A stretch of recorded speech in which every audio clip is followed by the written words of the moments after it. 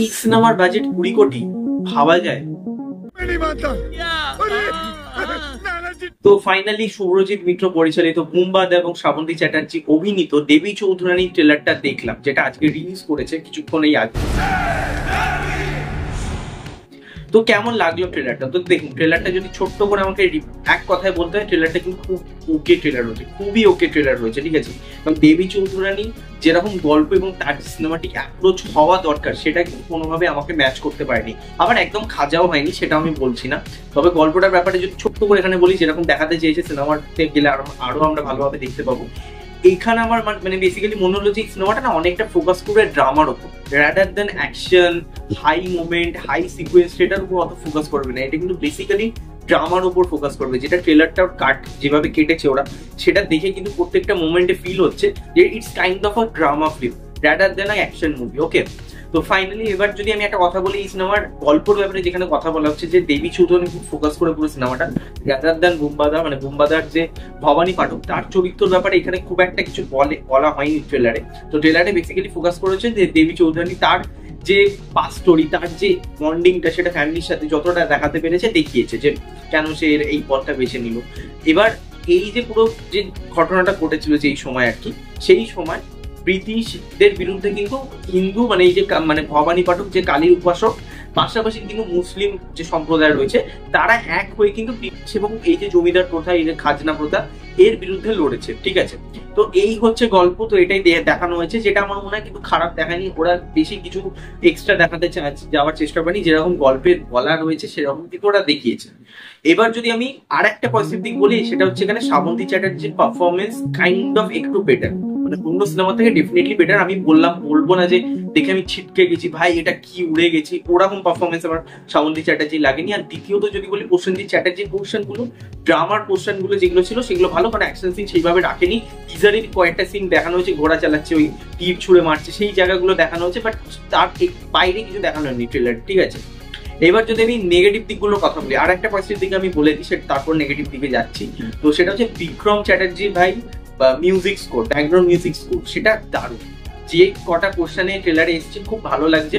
তার কর্ণসুবর্ণে গুপ্তধন দেখুন, শোনাদার প্রত্যেকটা পার্টি, বা কলন দাস দেখুন, সেই সিনেমার ব্যাকগ্রাউন্ড স্কোর আলাদাই হয়। তো দেবী চৌধুরানী ব্যাকগ্রাউন্ড স্কোরও কিন্তু খুব ভালো, এবং দুর্গাপুজো যেহেতু একটা ফেস্টিভ, সেই অনুযায়ী একটা ব্যাকগ্রাউন্ড স্কোর, তো খুব মানে অ্যাপ্রোপ্রিয়েট আমার যেটা মনে হয় টাইম অনুযায়ী আর কি। তো সেটা ভালো লেগেছে। বাট আমি যদি নেগেটিভ দিক এখানে বলি, নেগেটিভ দিকের কথা যদি সবার প্রথম আসতে হয়, সেটা হচ্ছে ভিএফএক্স। এই ছবিটা দাবি করছে যে এটা নাকি 20 থেকে 25 কোটি টাকা বাজেট, তাহলে ভাই ভিএফএক্স কি জঘন্য। শুরু থেকে এই ভিএফএক্সটা চোখে লাগবে, ঠিক আছে। একটা পোর্শন রয়েছে যেখানে শুরুতে ঘোড়াগুলো যাচ্ছে, সেই জায়গাটা পুরো বোঝা যাচ্ছে গ্রিন স্ক্রিনে শুট করেছে।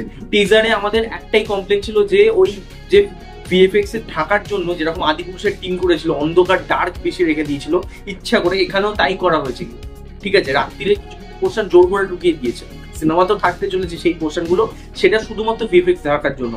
কিছু কিছু জায়গায় জাহাজের সিন গুলো রয়েছে, সেটা এতটা চোখে লাগছে, খুবই মানে আর কি ভালো লাগছে না, মানে একদমই মানানসই লাগছে না। এবং যেখানে বাজেট দাবি করা হচ্ছে অডিয়েন্সের কাছে যে 20 কোটি, সেই অনুযায়ী ভাই ভিএফএক্স কেন এরকম হবে, তাই না? সেটা কখনই আশা করিনি আমরা। আর দ্বিতীয়ত নেগেটিভ দিক আমার যেটা লেগেছে, সেটা হচ্ছে এই সিনেমার মানে ট্রেলারটা না, মানে ইটস কাইন্ড অফ, আমি জানি না এটা অন্যান্য লোকে কিরকম পার্সপেক্টিভ নিয়ে চলবে। অনেকে ভেবে যাচ্ছে না এখানে বুম্বাদা মাস অ্যাপিল থাকবে, ঠিক আছে, ওই গুঙ্গাপ অ্যাকশন, ব্রিটিশদের সাথে ওরকম মানে মারছে যাবো, মানে দারুণ অ্যাকশন হবে, এভাবে, সেটা কিন্তু ট্রেলারের মধ্যে কোথাও মাস অ্যাপিলটা আমি পেলাম নেই, ঠিক আছে। পুরোপুরি কিন্তু ড্রামা, একটা সিরিয়াস টোনের গল্প কিন্তু এটা হবে, এটা কিন্তু ট্রেলার থেকে মনে হচ্ছে। বাট এটাকে আমি নেগেটিভ দিক পুরোপুরি বলবো না, কারণ অনেকে মানে যে সিনেমাটার দেখার পার্সপেক্টিভ যার যেরকম হবে আর কি, অনেকে যদি ভেবে যায় যেটা আমি একটা অ্যাকশন প্যাক সিনেমা দেখবো লাইক প্রভু ডাকাত, সেরকম একটা মাস মুভমেন্ট ভরে ভরে থাকবে, সেটা কিন্তু দেবী চৌধুরী থাকবে না, এটা আমি বলে দিচ্ছি। সেটা কিন্তু অনেকটা বেশি ড্রামার উপর ফোকাস করবে, ঠিক আছে। এইটা আমার নেগেটিভ দিক লেগেছে। আর বাদবাকি শরৎচন্দ্র চট্টোপাধ্যায়ের লেখা বাদবাকি বঙ্কিমচন্দ্র চট্টোপাধ্যায়ের লেখা দেবী চৌধুরানী, সেই উপন্যাসটা আপনারা পড়ে নিতে পারেন অবশ্যই। সেটা পড়ে একবার সিনেমা দেখতে যেতে পারেন, তখনই বুঝতে পারবেন যে পার্থক্য কতটা রয়েছে। এবার একটা কম্পারিজন তো আসবে, মানে এর আগে যখন সুচিত্রা সেন আর কি দেবী চৌধুরানী করেছেন, তার সাথে একটা স্বাভাবিক কম্পারিজন হবে, সেটা কম্পারিজনটা করাটাও খুব বোকাম, বাট যদিও বা সেটার সাথে হবে আমি জানি। তো তো সেই দিক থেকে আমার মনে হয় সেটা ডেফিনেটলি এরা ফেল হবে, সেটা তো কোনো মানে সেটা তো করাটাও বোকামো। আর যদি কেউ করে সেখানে তো অবশ্যই ফেল করবে, তাহা ফেল করবে এই দেবী চৌধুরানী। তবে দেখা যাক কতটা মানুষের মন জয় করতে পারে, সিনেমাটা শো কিরকম পায়। কারণ একটা দিকে দুটো বড় জায়েন্ট রয়েছে, ঠিক আছে, একটা হচ্ছে রঘু ডাকাত, একটা হচ্ছে রক্তকৃষ্ণ, তাদের মধ্যেই শো পাওয়া নিয়ে হেভি ঝামেলা হচ্ছে। তার উপর দেবী চৌধুরানী সেই ছবিটা কতটা শো পায় সেটাই দেখার আর কি। তো বাই দ্য ওয়ে আমি কিন্তু এই তিনটে সিনেমার অ্যাডভান্স বুকিং কবে খুলবে, মানে রঘু ডাকাত, রক্তকৃষ্ণ এবং যতকাণ্ড কলকাতাতে দেবী চৌধুরানী, সেটা নিয়ে অলরেডি ভিডিও বানিয়ে দিয়ে রেখেছি, চাইলে চ্যানেলে গিয়ে দেখতে পারেন, সেটা জানা আপনাদের হয়ে যাবে। তো এখানে ভিডিওটা শেষ করছি। ভিডিওটা ভালো লাগলে লাইক করবেন, শেয়ার করবেন এবং কমেন্টে অবশ্যই জানাবেন আপনাদের ট্রেলার কেমন লেগেছে। শেয়ার করতে বলবেন না, সাবস্ক্রাইব করবেন, পাশে বেল আইকন ক্লিক করবেন। নেক্সট দেখা হবে, টাটা।